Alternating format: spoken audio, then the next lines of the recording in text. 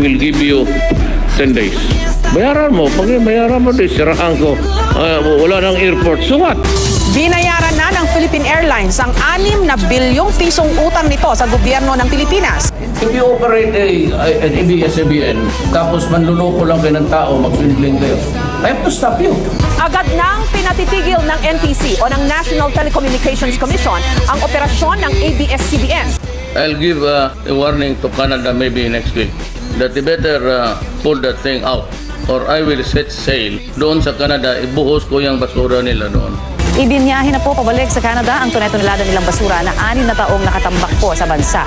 Sinisingil ako ng 7 billion na lugi nila. Sabihin mo sa mga putang ina nila, ni 5 centimos, hindi ko sila babayaran. Bibirahin ko sila.